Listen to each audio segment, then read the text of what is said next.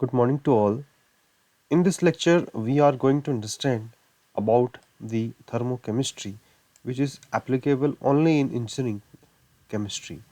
So, first of all, we need to understand what is thermochemistry. Thermochemistry क्या है? Thermochemistry chemical reaction में जो heat transfer होता है उसकी साइंटिफिक स्टडी है. The heat transfer in chemical reaction, its scientific study is known as thermochemistry. जो क्या बताता है कि केमिकल रिएक्शन में अल्टरनेशन ऑफ एनर्जी या अल्टरनेशन एन एनर्जी करके क्या कोरिलेशन आ सकता है. मतलब दोनों की चेंज केमिकल रिएक्शन में हीट का क्या इन्वॉल्वमेंट है उसको समझने के लिए हम थर्मोकेमिस्ट्री पढ़ते हैं. थर्मो का मतलब है होता है टेम्परेचर से रिलेटेड, और हीट केमिस्ट्री में यानी जो थर्मल इन्वॉल्वमेंट है उसको हम थर्मोकेमिस्ट्री कहते हैं. हीट किसे कहेंगे तो उसको देख लेते हैं. Heat refers to the process of transforming thermal energy from one body to the another when they have different temperature. जो हीट है जब ऐसी प्रोसेस होती है जिस प्रोसेस में जो थर्मल एनर्जी को एक पार्ट से दूसरे पार्ट में ट्रांसफर करते हैं तो उसे हम हीट कहते हैं. टेम्परेचर जो है एक क्वालिटेटिव असेसमेंट है कि जिस अमाउंट में थर्मल एनर्जी रहती है या किसी सिस्टम में थर्मल एनर्जी रहती हो उसकी क्वांटिटेटिव असेसमेंट को हम टेम्परेचर कहते हैं. थोड़ा सा इस इलस्ट्रेशन से हम समझ सकते हैं कि जो हीट का ट्रांसफ़र होता है वो कैसे होता है और कितने प्रकार का होता है. एक होता है एक्सोथर्मिक और एक होता है एंडोथर्मिक. थोड़ा सा समझने की कोशिश करते हैं. एनर्जी हम देख रहे हैं यहाँ पर एरो नीचे की तरफ जा रहा है, इसका मतलब है ये इसका रिएक्टेंट है. जब रिएक्टेंट की एनर्जी ज़्यादा हो और प्रोडक्ट की एनर्जी कम हो, इसका मतलब जब प्रोडक्ट बन चुका हो या बन रहा हो उस वक्त हीट जो है सिस्टम के द्वारा सराउंडिंग को दी जा रही हो, ऐसी रिएक्शन को हम कहते हैं एक्सोथर्मिक. एक्सो का मतलब होता है एग्जिट, यानी ऐसी थर्मल रिएक्शन, ऐसी कोई रिएक्शन जिसमें हीट को ट्रांसफ़र किया जा रहा है या एग्जिट हो रही हीट सिस्टम से सराउंडिंग की तरफ, वह होती है एक्सोथर्मिक रिएक्शन. दूसरा है एंडोथर्मिक रिएक्शन.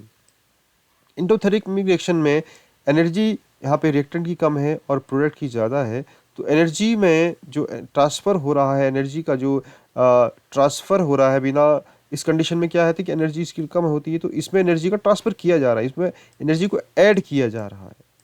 यानी heat is absorbed by the system from the surroundings, या कोई एक्सटर्नल फोर्स से या एक्सटर्नल सोर्स से एनर्जी को अप्लाई किया जा रहा है सिस्टम पर, तो उस प्रकार की जो सिचुएशन है उसको हम कहते हैं एंडोथर्मिक. एंडो का मतलब इंटरनल, तो इंटरनली यानी इसको हम कहते हैं इन अंदर से ही इसको रिएक्टेंट के फॉर्म पे हीट दी जा रही है और यहाँ पे हीट को जो सिस्टम से सराउंडिंग को मिल रही है और यहाँ पे सराउंडिंग से सिस्टम को मिल रही. तो थर्मोकेमिस्ट्री में दो शब्दों को हम आसानी से समझ सकते हैं, एक है एक्सोथर्मिक, दूसरा है एंडोथर्मिक. अब बात करते हैं थोड़ा सा स्पेसिफिक हीट की. स्पेसिफिक हीट किसे कहते हैं? The amount of heat required to raise the temperature 1 gram of substance by 1 degree Celsius. किसी भी सब्सटेंस के 1 ग्राम को, यानी किसी भी सब्सटेंस के 1 ग्राम के जो टेम्परेचर है उसको रेज करने के लिए कितना रेज करना है? 1 डिग्री सेल्सियस. 1 ग्राम सब्सटेंस को 1 डिग्री सेल्सियस रेज करने के लिए जो अमाउंट ऑफ हीट की रिक्वायरमेंट होती है उसको बोलते हैं स्पेसिफिक हीट. और सेल्सियस इसका क्या होता है? Celsius known specific heat of that substance. The amount of heat required to raise the temperature, मान लेते हैं इसके जो मैथमेटिकल कैलकुलेशन क्या होगा.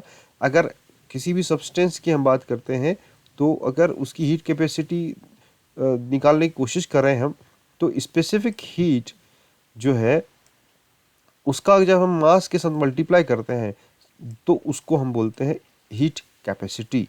तो हीट कैपेसिटी का जो फॉर्मूला हमने देख लिया. अगर चेंज ऑफ टेम्परेचर में डेल्टा टी का डिफरेंस आता है तो क्यू, द हीट एब्जॉर्ब्ड और released by that system will be equal to M, that is the mass of the system, S specific heat, delta T the change in energy. तो इसको हम समझने की कोशिश करेंगे, जहाँ पर क्यू जो है वो क्या है, C इंटू डेल्टा टी है। तो Q नहीं, इसकी वजह से क्या हो जाएगा, Q जो है वो C इंटू डेल्टा टी हो जाएगा, क्योंकि M इंटू एस क्या होता है, ये C होता है। तो यानी किसी भी केस में हीट जो है उसकी स्पेसिफिक कैपेसिटी और चेंज इन टेम्परेचर के बीच में का एक मल्टीप्लिकेशन होता है। और यहाँ पर जो चेंज इन टेम्परेचर है वो क्या है, temperature of final and minus temperature of initial. तो T F minus T in I. अब बात करते हैं standard enthalpy of formation and reaction की। हीट ऑफ रिएक्शन किसे कहेंगे? The heat of reaction it refers to the amount of heat that is released और absorbed during a chemical reaction. तो heat of reaction क्या कहेंगे, कोई भी reaction हो रही है, उस रिएक्शन में तो एब्जॉर्ब करेगी हीट या उसमें से हीट रिलीज होगी। तो the heat of reaction is quantity of heat release absorbed at a specific temperature when the reactants are transformed into product। तो क्या होगा, उसको हम केमिकल रिएक्शन को बैलेंस करके इसको हम समझ सकते हैं। यहाँ पर जो चेंज इन इंथैल्पी जो होता है वह प्रोडक्ट की इंथैल्पी माइनस जो रिएक्टेंट की इंथैल्पी है उसके इक्वल के बराबर होता है।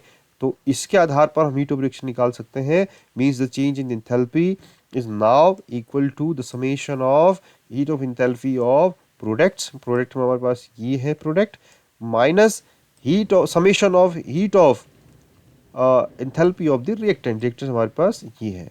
तो हम क्या देखेंगे, डेल्टा इक्वल्स टू समेशन कैसे आएगा, सी, ये इसका स्टोइकियोमेट्रिक कोफिशिएंट है, C heat of enthalpy of capital C plus small D heat of enthalpy of this substance capital D minus the same way we can write here. तो change in enthalpy किसी भी reaction की हम ऐसे calculate कर सकते हैं। Standard heat enthalpy of formation का मतलब क्या होता है? स्टैंडर्ड का मतलब है कि that is the amount of heat released और absorbed when 1 mole of a compound is produced from its constituent elements under standard condition of 1 atmospheric pressure. यहाँ पे वर्ड आ गया स्टैंडर्ड। स्टैंडर्ड का मतलब है कि जो कंपाउंड है वो कितना होगा, 1 मोल होना चाहिए, पहली कंडीशन। दूसरी कंडीशन है उसका जो प्रेशर होगा वो क्या होगा, 1 एटमॉस्फेरिक प्रेशर। इस कंडीशन में जो भी इंथैल्पी ऑफ फॉर्मेशन होगी वो स्टैंडर्ड हो जाएगी। स्टैंडर्ड के लिए हम एच के ऊपर एक नोट लगा देते हैं, वो इसके ऊपर एक नोट लगाने का मतलब है जीरो लगा देते हैं। तो उसको हम कहते हैं कि भाई वो क्या होगा, उस स्टैंडर्ड इंथैल्पी हो जाएगी। डेल्टा का मतलब है change. The standard enthalpy production of any element in its most stable state is precisely zero। अगर सिस्टम अगर स्टेबल होता है तो वो लगभग उसकी हीट ऑफ एंथैल्पी क्या होती है, स्टैंडर्ड हीट ऑफ एंथैल्पी क्या होती है, वो जीरो होती है। एग्जांपल हमारे पास है O2 के लिए लगभग इसकी वैल्यू क्या हो रहती है, 0 किलो जूल पर मोल। और कार्बन जो ग्रेफाइट में है वो भी जीरो होती है। ओजोन में इसकी वैल्यू 142 किलो जूल पर मोल होती है। डायमंड के कार्बन के लिए इसकी वैल्यू हो जाती है 1.90 किलो जूल पर मोल।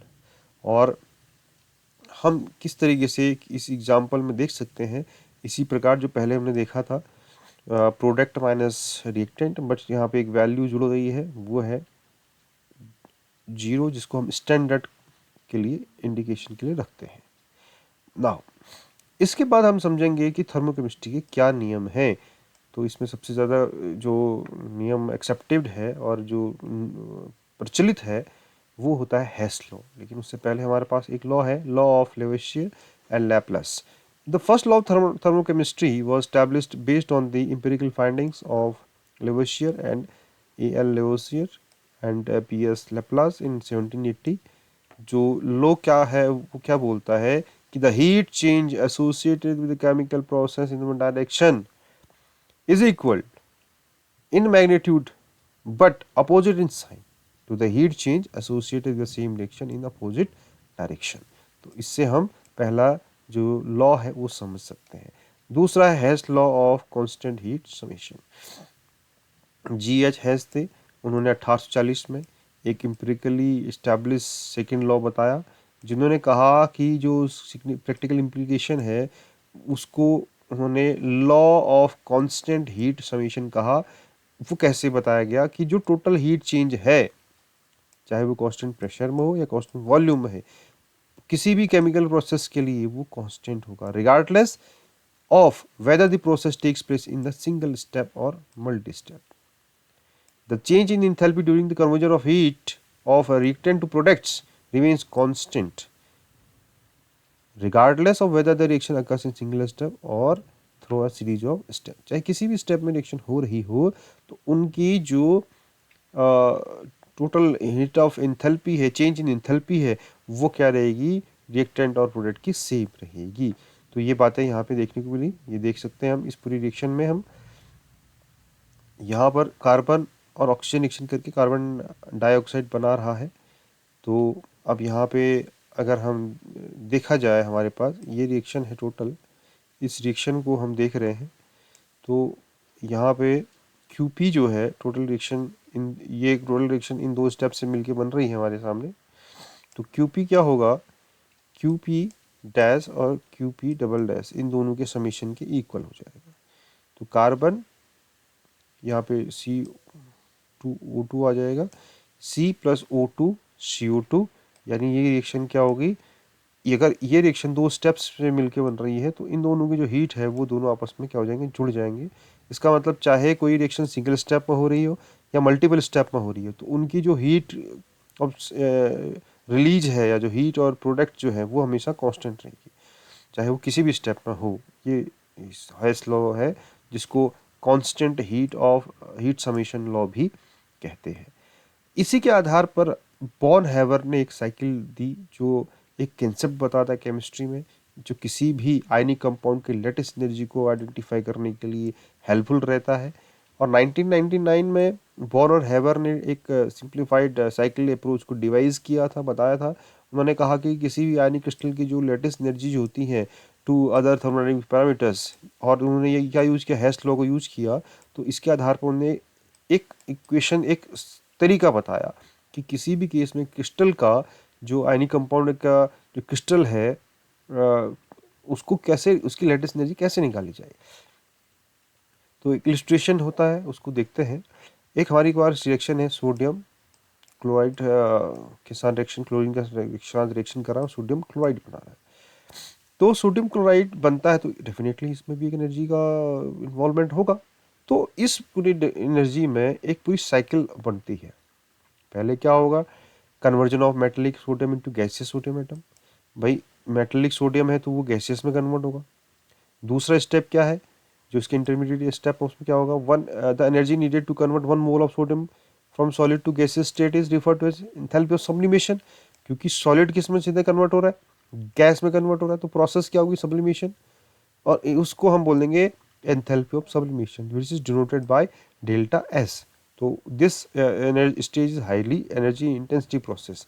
तो सोडियम में डेल्टा एच का कॉम्बिनेशन हुआ, सोडियम सॉलिड से सोडियम गैस में कन्वर्ट हुआ. थर्ड स्टेप होगी, क्लोरीन जो मॉलिक्यूल है Cl2 जो है वो डिसोसिएट होगा क्लोरीन एटम में. तो इसमें क्या होगा, एनर्जी और डिसोसिएशन होगा, क्योंकि Cl2 क्या हो रहा है, डिसोसिएट हो रहा है, ब्रेक डाउन हो रहा है. तो इसके लिए हम डेल्टा एच डी का सिंबल यूज करेंगे, तो डेल्टा एच डी यूज होगा. तो क्या है कि क्लोरीन जो है उसको कुछ हीट मिलेगी, वो गैसियस में था लेकिन गैसियस से भी वो किस में कन्वर्ट हुआ, वो कन्वर्ट हुआ क्लोरीन निगेटिव वाले में. तो यहाँ पे क्या आएगा, क्लोरीन गैसियस फॉर्म में एटम में कन्वर्ट हो गया. ठीक है, निगेटिव दिखा सकते हैं या एटम फॉर्म में इसको दिखा सकते हैं. यहाँ पे हाफ लगा दिया क्योंकि बाद दोनों डायरेक्शन एक जैसी होगी. अब चौथे स्टेप में क्या होगा, जो गैसियस सोडियम एटम था वो गैसियस कैटायन में कन्वर्ट होगा. और गैसियस कैटायन में कन्वर्ट होना मतलब उसमें से एक इलेक्ट्रॉन निकाल दिया जाएगा. एक इलेक्ट्रॉन निकाल दिया जाएगा तो निकालने पर क्या होगा, वो एनर्जी जो है इलेक्ट्रॉन निकालने में जो लगेगी उसको बोलते हैं ionisation energy.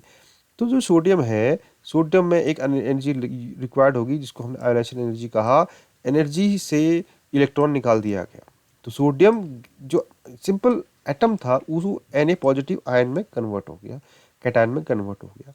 Third fourth fifth process में जो गैसेस क्लोरीन यहाँ पे हमें दिख रहा था, जो सिर्फ एटम फॉर्म में दिख रहा था हमने, तो वो एटम फॉर्म जो होगा इसमें एक इलेक्ट्रॉन दे दिया जाएगा.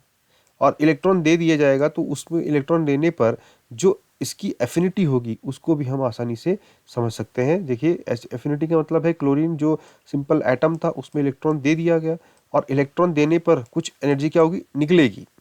तो वो जो एनर्जी निकलेगी उसको हम क्या कहते हैं, electron affinity. The process of combining gaseous ion with opposite charges to create a solid crystal. अब क्या है, यहाँ पे एक नेगेटिव बन गया, यहाँ पे एक पॉजिटिव बन गया। अब इन दोनों पॉजिटिव और नेगेटिव कॉम्बिनेशन से हमें क्या मिलेगा, एक लैटिस मिलेगा, एक सॉलिड क्रिस्टल मिलेगा। तो इस जो पूरे सिस्टम में जो हमारे डिफरेंट डिफरेंट स्टेप्स थे, उस पूरे सिस्टम में जो एनर्जी का लिबरेशन होगा उसको हम बोलेंगे लैटिस एनर्जी। क्योंकि हैस ने कहा था कि जो उनकी हीट है वो क्या रहेगी, वो सिंगल स्टेप में हो या मल्टीपल स्टेप में वो कांस्टेंट रहेगी। तो इस कंडीशन से सोडियम क्लोराइड आयन में जुड़ा और NaCl बना, उसमें जो हीट का लिबरेशन हुआ उसको हमने लैटिस एनर्जी बोली। हैस के लॉ से हम उस लैटिस एनर्जी को निकाल सकते हैं। देखिए इस इलस्ट्रेशन से हम आसानी से समझ सकते हैं कि कैसे प्रोडक्ट बनेगा। क्या हुआ, हमारे पास सोडियम सॉलिड था, सब्लिमेशन हुआ, गैसियस में कन्वर्ट हुआ, गैसियस में कन्वर्ट होने के बाद आयंसन एनर्जी से उसको गैसियस आयन में बन रहा। यहाँ पे इसका डिसोसिएशन हुआ, डिसोसिएशन होने के बाद इलेक्ट्रॉन एफिनिटी, इलेक्ट्रॉन जुड़ा, इलेक्ट्रॉन जुड़ने के बाद फिर वो गैसेस में बना, और फाइनली हमें क्या मिला, इसका एक टोटल एनर्जी मिली, जिसको हम कहते हैं, इस टोटल एनर्जी को हम कहते हैं यहाँ पर सोडियम क्लोराइड, और इसको लिए यू वर्ड आता है जिसको हम क्या कहते हैं, लेटिस एनर्जी। तो एनर्जी चेंज इसमें हमें मिला डेल्टा एच एफ। और टोटल अगर हम इसको जोड़ें डेल्टा एच एफ को, तो हमारे पास मिलेगा delta H F that is equal to delta S half of delta H D plus I E A plus U. तो टोटल ये भी हमें मिला। तो सबको जोड़ने पर हैश लॉ का आधार पर हम इसको फाइनल इसका कैलकुलेशन कर सकते हैं। तो ये हमारे पास हैश लॉ का एप्लीकेशन भी आ गया। और अगर आपको ये पसंद आया तो इसको लाइक करें, शेयर करें, सब्सक्राइब करें हमारे इस चैनल को। और अगर आपके कुछ डाउट्स हैं तो आप कमेंट बॉक्स पे अपने डाउट लिख सकते हैं, जिसको हम जल्द से जल्द सॉल्व करने की कोशिश करेंगे। Thanks for watching.